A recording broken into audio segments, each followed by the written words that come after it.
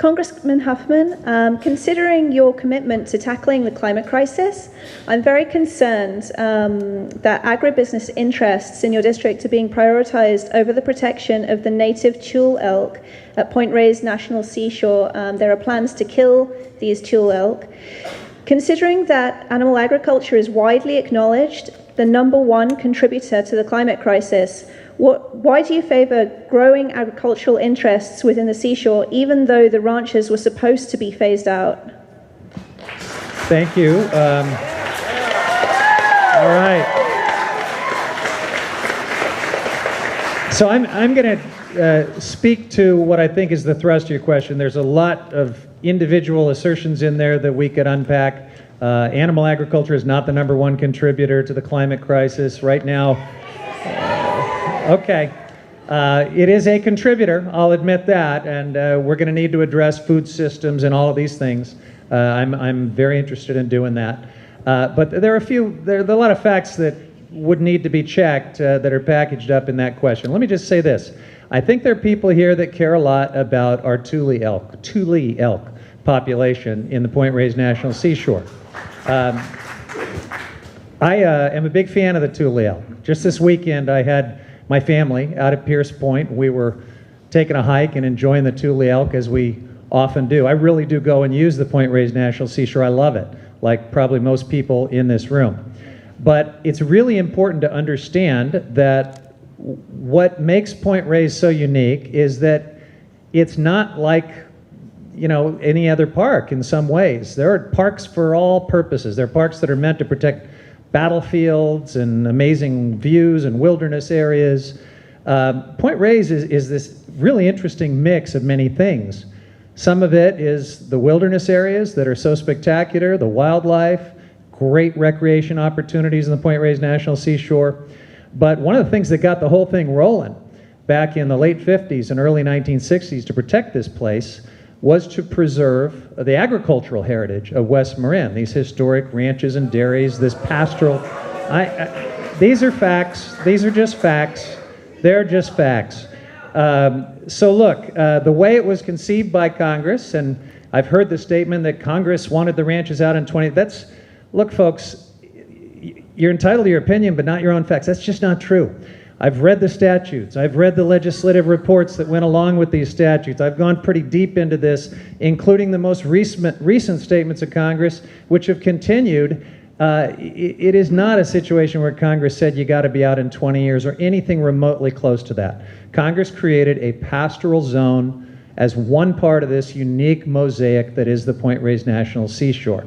Now, we may come to some point in the future where we no longer have animal agriculture, where we decide we no longer want to preserve that part of the story of the Point Reyes National Seashore, but we're not there right now. And the Park Service, I think, is doing a pretty good job of trying to protect our wonderful elk herds, which are growing. We're actually embracing a new elk herd. We're embracing a third new elk herd because we've got this wonderful problem that our elk are thriving. It's great. But we don't have to choose between healthy elk herds and giving longer-term permits to the historic ranches and dairies. We can have both, and I think most of my constituents want us to have both. Congressman in the back. Congressman in the back. Yeah. Okay. Congressman over here. Hello, Congress. Can you hear me? Yeah. Yeah. Thank you, Congressman, first for participating in our blessed, messy democracy and taking our questions directly. You bet. You bet. Thank you. Worst form of government in the world except for all the others, right? Exactly. And so with that in mind, bear with me because I know I represent probably 30 people in the audience. So we're going to take another stab at this, please. Okay. Politely, of course, and respectfully. I spoke with Kenneth Brower, who's in his 70s. He's the son of David Brower, former president, as you know, of the Sierra Club. And I sat and asked him many pointed questions, including, were the founders of, his father sat with Kennedy in 1962 before you were born, just when I was born, and indeed, the original intent was not to have cattle remain in our national park. So my question to you is, again, why do you support their continued existence? Okay. No, let me finish, please. Yeah. It's also very important because also, since I know you believe in climate change, thank goodness, they are the #1 source of air pollution, water pollution and ocean pollution and biodiversity loss in our own Lee State Park. That's why we're so passionate about it, especially because we believe we can reach you, or at least reach other people to be educated about this issue. It's not just shooting elk, although that's horrible, but cattle really, if you want to keep them in Marin, West Marin, and dairy and ranching, that's one matter. But inside a national park, in fact, at lower rates, they're being subsidized by taxpayers. So it's just an absurd situation and a polluting situation. I appreciate the chance to try to speak a little more to this. So, first of all, look, I know your intentions are good. I know you're concerned about our environment and our public lands. We share that concern. But let me try to directly answer the direct parts of your question. I will tell you that there is quite a debate about this proposition that Congress or President Kennedy or anyone else intended for these ranches to go away after a specific period of time. People have done doctoral dissertations on this. I have gone back and read the relevant congressional history. It's just nowhere close to that clear. In fact, there's an awful lot of stuff that would point in the other direction. So we really just have to, there is a common set of actual facts here that we should be able to accept while we debate the policy. And I really want to bring us back to that. Yeah, look, we got to be respectful too and just not shout each other down, please. Now,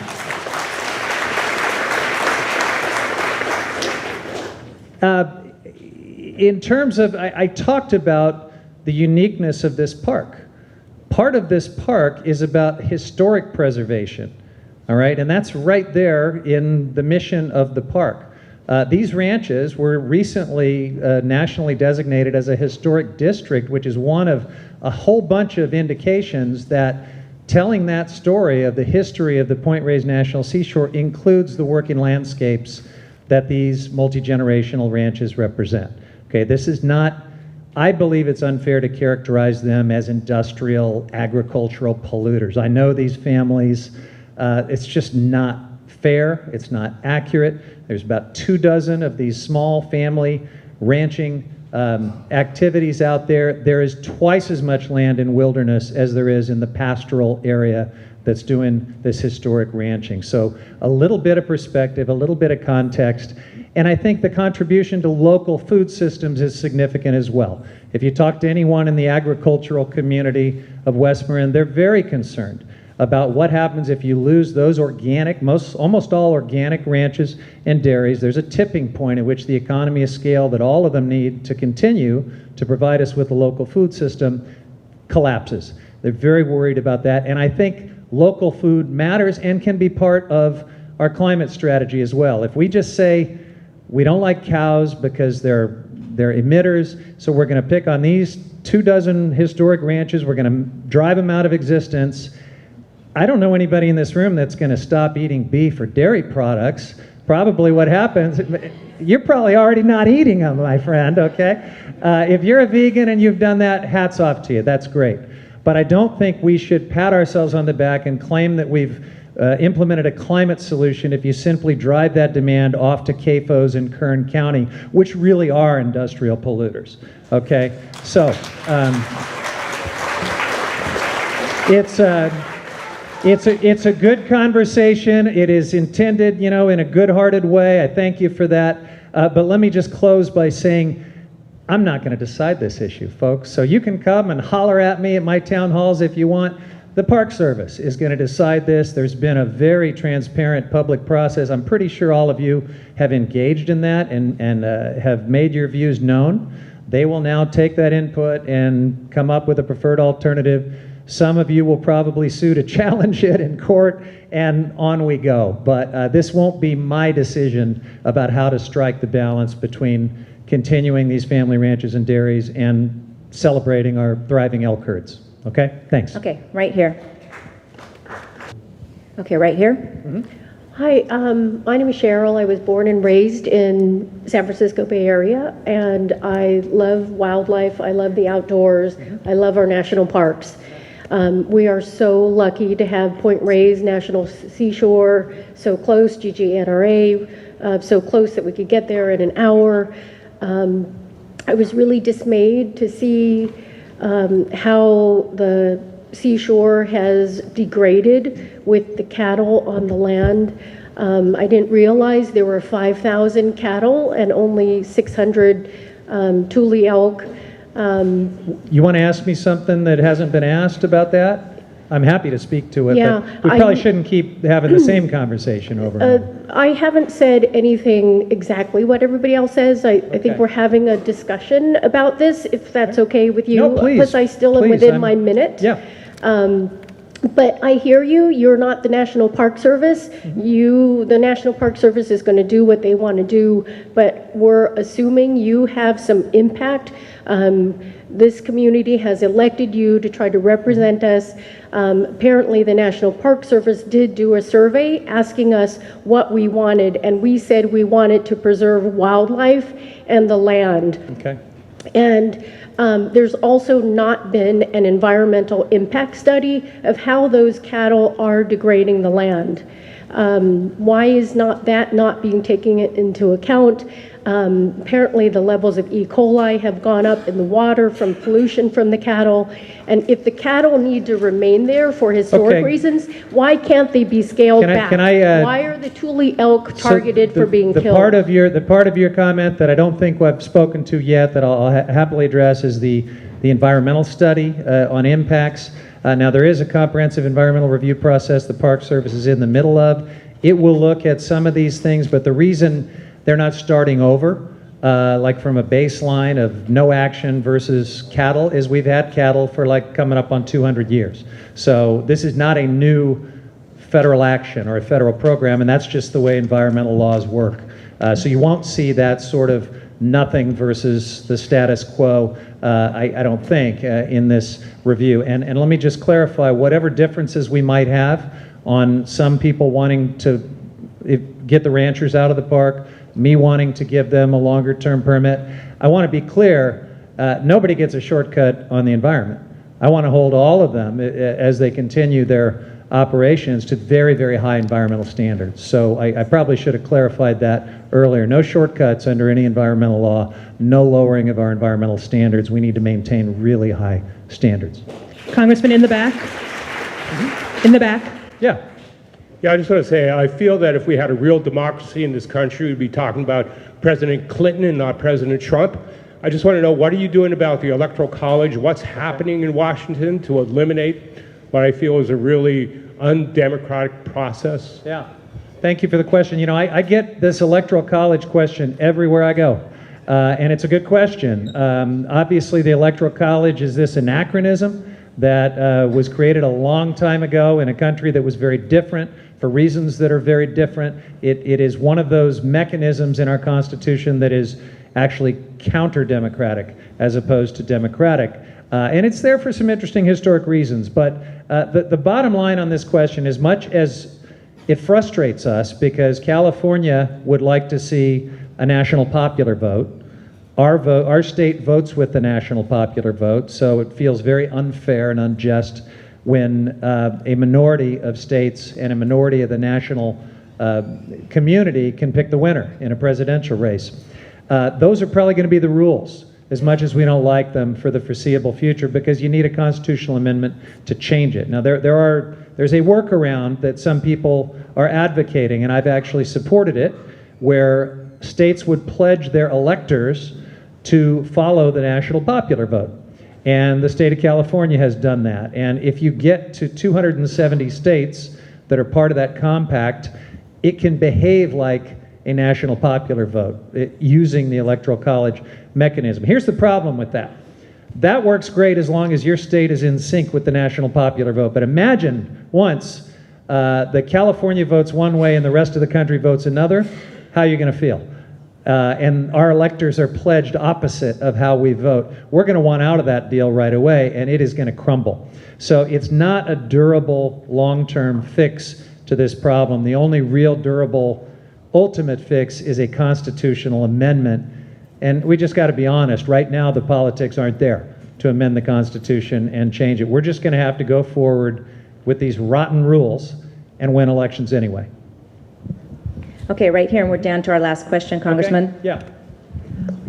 Hi, my name is Jan Lotion. I've grown up in the Bay Area. I was not looking forward to listening to the impeachment trial because at this point, every time one of these Republicans opens their mouth, I feel sick to my stomach and get very depressed and very angry.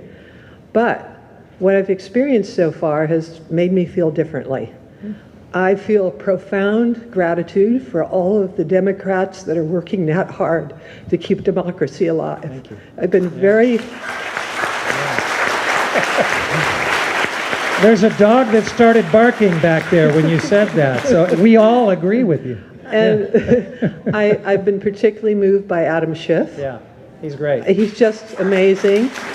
And I think we all have to remember just how hard all of these people are working for us, and to kind of keep the faith that there are good people in our country who care about democracy. And then am I at the end here?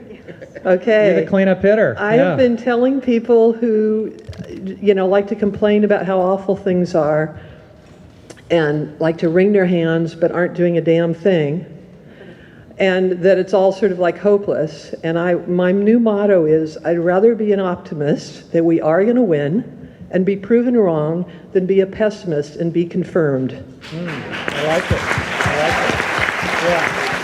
Well, So thank you. I do think that if we all really pledge that we're going to do something, whether it's postcarding or driving to Tracy or flying to Arizona or donating money to Amy McGrath, that if we all do something, it's going to add up, just like it did in 2018. That didn't happen by magic. It was all these groups from Indivisible and Swing Left and all these thousands upon thousands of people were out there doing it. We can do it again. Well, thank you for that. I think ending on that note, a call to active citizenship is a great way to wrap up a conversation that is really what our democracy is all about. A chance for me as your member of Congress to visit with my constituents and just have a great, far-ranging, civil, respectful conversation. This is good politics here. Let me also thank you for calling out my colleague Adam Schiff and our Democratic House managers.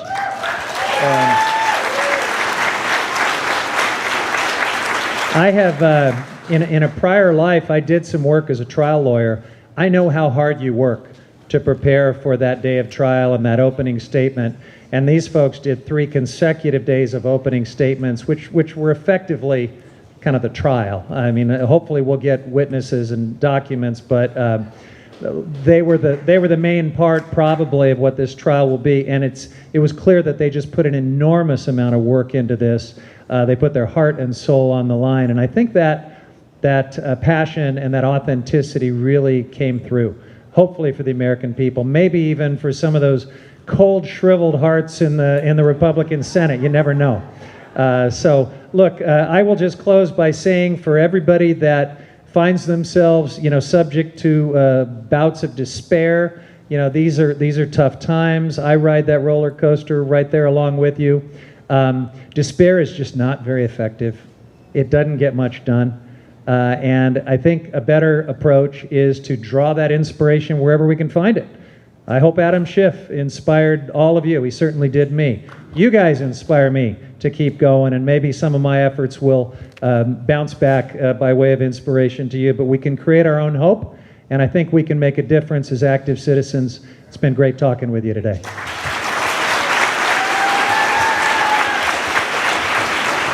Hey, Rita. How are you?